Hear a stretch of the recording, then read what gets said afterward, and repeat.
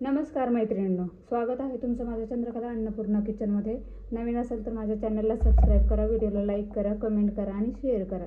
तर आज आहे पहिला दिवस गणपती बाप्पांचा, तर त्यासाठी आपण तळणीचे मोदक करणार आहोत. आता अशा पद्धतीने आपल्याला तळणीचे मोदक बनवायचे. तर कसे बनवायचे आता पुढे मी दाखवते. चला तर मग सुरुवात करूयात. इथे आपण खोलगट भांडं घेतलेलं आहे. आपल्याला इथं 2 वाट्या गव्हाचं पीठ घ्यायचं आहे. अगदी चाळून घेतलेलं आहे. तुम्ही मैद्याचा वापर केला तरी चालेल किंवा गव्हाच्या पिठाचा वापर केला तरी चालेल किंवा 1 वाटी गव्हाचं पीठ आणि 1 वाटी मैदा असा वापर केला तरी चालेल. आता इथं मी 2 वाट्या गव्हाचं पीठ घेतलेलं आहे. इथं आपल्याला चवीपुरतं मीठ टाकायचं आहे, थोडंसं तेल टाकायचं आहे. तेल टाकल्यामुळं काय होणार, भांड्याला आपलं चिकटणार नाही अजिबात मिश्रण. जसे आपण कणिक मळतो तसंच मळायचं आहे. आणि खोलगट भांड्याचा हा एक उपयोग असतो की ह्याच्यामुळं काय होतं, व्यवस्थित असं मिक्स होतं आणि इकडे तिकडे आपले अजिबात कणिक असे राहत नाही. आता बघा मी कसं चांगलं छान असं तेल आहे ना, पूर्ण असं चोळून घ्यायचं पिठाला.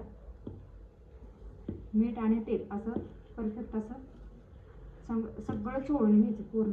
म्हणजे मैदा असेल तर त्यालाही असं चोळून घ्यायचं किंवा रव्याचं पण करू शकता तुम्ही. पण रवा सुद्धा 1 वाटी असेल तर 1 वाटी मैदा घाला रव्याच्या करताना तुम्ही. आणि त्या मैद्याच्या करायचं असेल तर मैद्याच्या करू शकता. तर इथे मी फक्त गव्हाच्या पिठाचाच वापर केला, कारण आपल्याला पारंपरिक असे मोदक बनवायचे तर आपल्याला गव्हाच्या पिठाचाच वापर करायचा. तर त्यात थोडं थोडं करत आपल्याला पाणी घालून कणिक तिंबून घ्यायची. आपल्याला बघू शकता अशा पद्धतीने फक्त मिक्स करत जायचं, जेणेकरून अजिबात भांड्याला चिकटणार नाही. आणि नेहमीची कणिक मळताना सुद्धा अशीच तुम्ही मळून घ्यायची.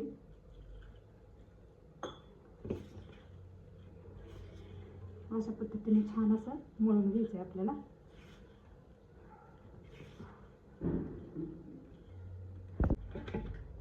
पाहू शकता असं छानसं असं घट्टसर पीठ मळून घेतले मी. ते कुठेही भांडे खराब झालेलं नाही आपलं.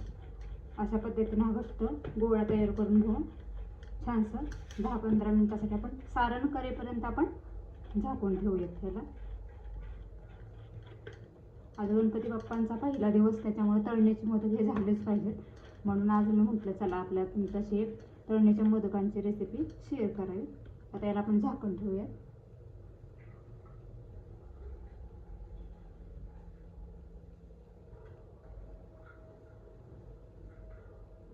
आता 10 मिनिटासाठी झाकून ठेवूयात. आता सारण तयार होईपर्यंत. इथे सारण करण्यासाठी मी कढई गरम करायला ठेवलेली आहे. तर आता आपल्याला याच्यात तूप टाकून घ्यायचं. 1 चमचा मी तूप घेतलं आहे. आणि इथे 1 वाटी मी खोबऱ्याचा किस घेतलेला आहे. ओला नारळ सोलून मिक्सरवर बारीक करून घेतलेला आहे. सुकं खोबरं सुद्धा घेऊ शकता तुम्ही. एकदम मंद गॅसवर परतून घ्यायचं आहे आपल्याला. हे जितकं नारळाचं हे असेल चव असेल तेवढंच आपण गूळ पण घालायचं आहे आपल्याला. याच्यात छानसं परतून घ्यायचं. परतण्यावर खूप असतं, खोबरं चांगलं असं परतलं गेलं पाहिजे. तुम्ही खोबरं किसून सुद्धा घेऊ शकता किंवा मिक्सरवर फिरवून सुद्धा. मिक्सरवर फिरवल्यामुळे काय होतं, छान असं व्यवस्थित चांगलं असं मऊसूत आपलं नारळ हे तयार होतं सारण. म्हणून मी हे करून घेतलेलं. असं पूर्ण छानसं असं खरपूस परतून घ्यायचं आहे आपल्याला. तुपामुळे काय टेस्ट खूप छान येते, त्याच्यामुळं तूप घेतलं मी. असं छान असं परतून घ्यायचं आपल्याला. अगदी लाल रंग येईपर्यंत थोडंसं नाही का भाजला गेला पाहिजे, कच्चं नाही राहिला पाहिजे.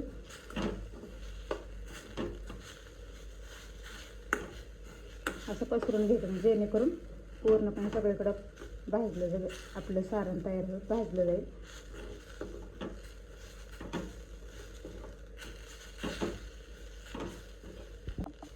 छानसं असं परतून झालेलं आहे. तर 1 वाटी मी किस घेतलेला आहे खोबऱ्याचा, ओल्या नारळाचा. तर याच्यात 1/4 वाटी आपल्याला गूळ घालायचं. आधी खोबरं भाजून घेतल्यामुळे काय होतं, मग नंतर गुळामध्ये अजून परतायचं आपल्याला. गूळ एकदम विरघळेपर्यंत परतून घ्यायचं. गूळ कमी घ्यायचा नाही, कारण गोडीला मग कमी होतो. म्हणून गोड नेहमी गोड पाहिजे सारण आपलं.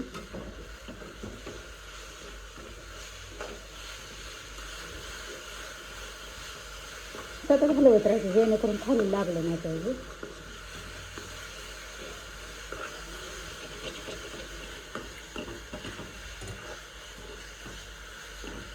असं छानसं परतून घ्यायचं. खोबऱ्याच्या तुकड्यामध्ये आधी राहिलेलं मिक्सरवर पूर्ण असं बारीक होत नाही. इथे मी काजू बदामाचे तुकडे टाकलेले आहेत. आता आपल्याला सुंठ पावडर आणि थोडीशी वेलची पूड टाकायची. सारण छान असं तयार झालेलं आहे लालसर.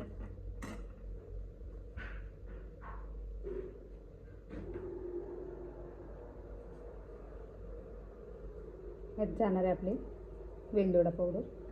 आता मिक्स करून घ्यायचं आहे आपल्याला. गॅस मी पूर्ण बंद केलेला आहे.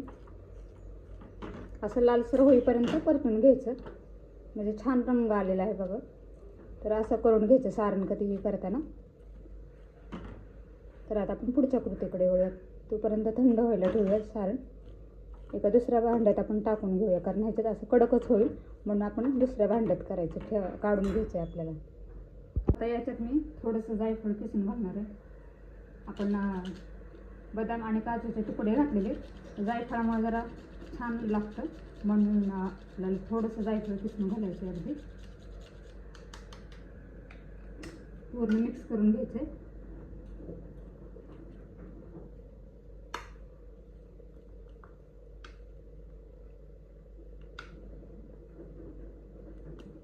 आणि इथं थोडीशी एक गोळी बनवायची आपल्याला. छोटासा उंडा बनवायचा. छोटाची एवढीशी गोळी घ्यायची.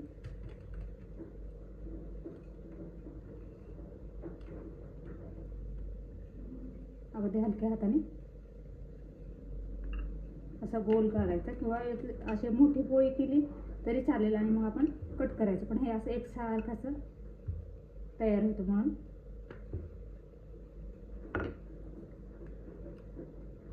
तर याच्या मध्यभागी आपल्याला सारण भरायचं.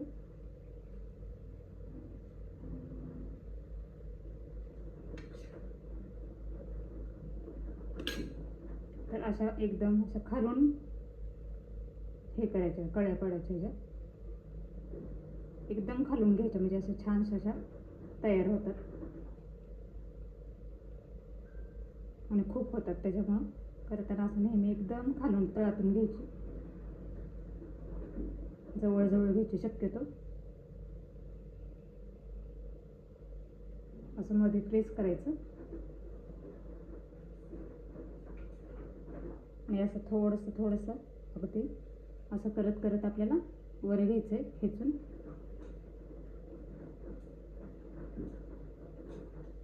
बघू शकता असं छान छान तयार झालेत आपल्या कळ्या.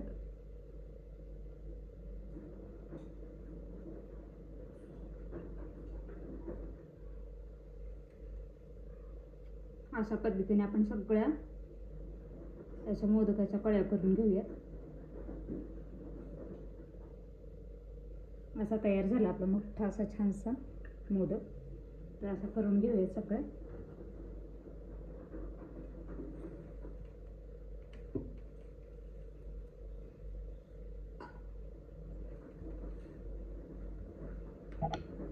एकसारखं लाटायचं. लाटताना नेहमी एकसारखं आणि एकसारखी गोळी पाहिजे, म्हणजे आपले मोदक एकसारखे येतात.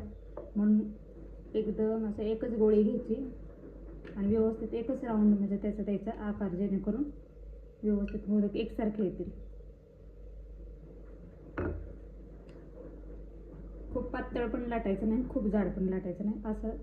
असं झाला पाहिजे. तर खूप जाड जर केलं तर आपण खूप खाताना पण व्यवस्थित लागत नाही. त्याच्यामुळे खूप पातळ पण करायचं नाही, कारण सारण खाली पूर्ण असं खाली हे होतं, म्हणून हे करून घ्यायचं. असं जाडसर, थोडंसं जाडसर घ्यायचं एकदम.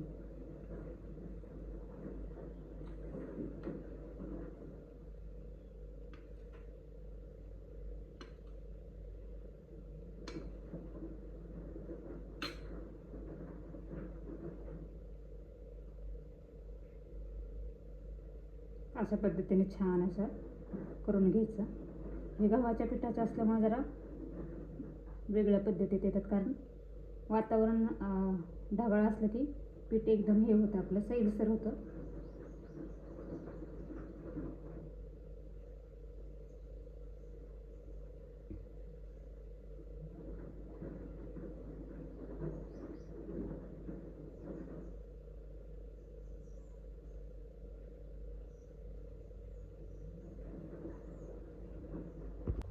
इथे आपले सगळे मोदक तयार करून घेतलेत मी. अगदी एका नारळात मी 1 वाटी मिक्सरवर फिरवून घेतलं होतं किसतो. तर याचे एवढे झाले आणि 2 वाट्या बरोबर ह्याला पीठ लागलेलं आहे, कणिक आपण जे मळून घेतली ती.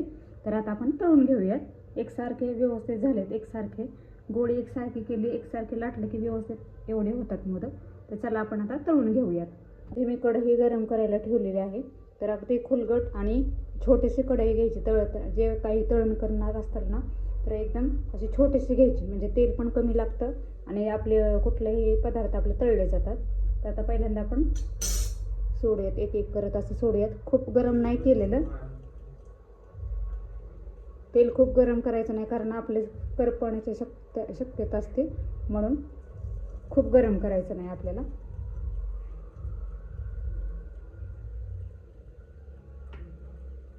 मीडियम गॅसवरच करायचं आपल्याला.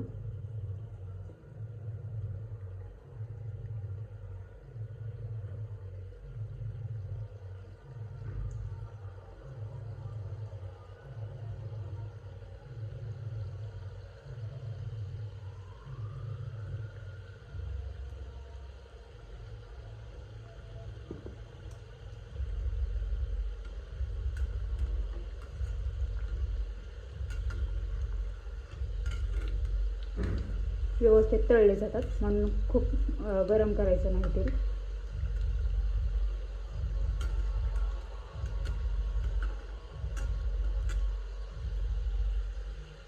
फक्त असं हलवत राहायचं, जेणेकरून सगळीकडून आपले मोदक असे तळले गेले पाहिजेत. खूप पण लालसर होऊन द्यायचं नाही.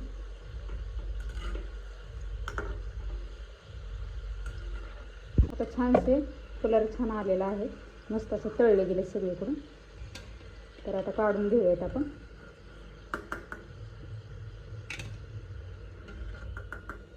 आता आपण दुसरे टाकूयात मोदक याच्यात. लालसर थोडेसे होईपर्यंत तळायचे.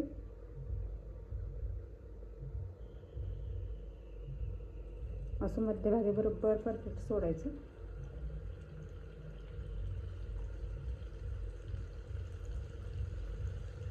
आता पहिले जसे आपण तळून घेतले त्याच पद्धतीने आपण सगळे मोदक तळून घ्यायचे.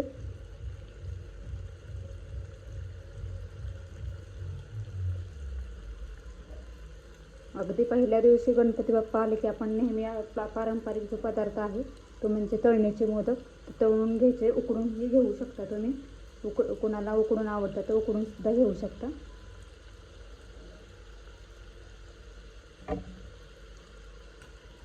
असं तेल टाकायचं, जेणेकरून काय होतं, त्याचे जे टोक आहे ना मोदकाचे, ते टोक असं इकडं तिकडं नाही का असं दुमडत नाही, परफेक्ट असं आहे, असं असं शेप राहतो. म्हणून तेल असं टाकून घ्यायचं याच्यावर. पूर्ण व्यवस्थित तळलं जातं. अशा पद्धतीने सगळ्या टोकांना असं तेल ओढून घ्यायचं, जेणेकरून ते पण टोक व्यवस्थित राहिले पाहिजे. पूर्ण असे तळले गेले पाहिजे. खालून पण आपलं तळून होतं एकतर, मग वरून सुद्धा टोक असं व्यवस्थित असं असं तेल शिंपल्यामुळं काय होतं, टोक इकडं तिकडं हे होत नाहीत, दुमडत नाहीत, काही नाही.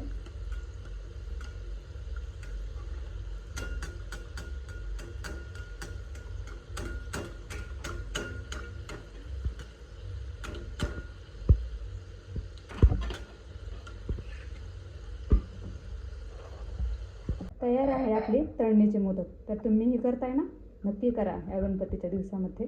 तर अशाच प्रकारचे मी तुम्हाला मोदकांचे प्रकार मी दाखवणार आहे, कसे बनवायचे ते. तर चला पुन्हा भेटूया आपण अशाच नवीन रेसिपीमध्ये. धन्यवाद.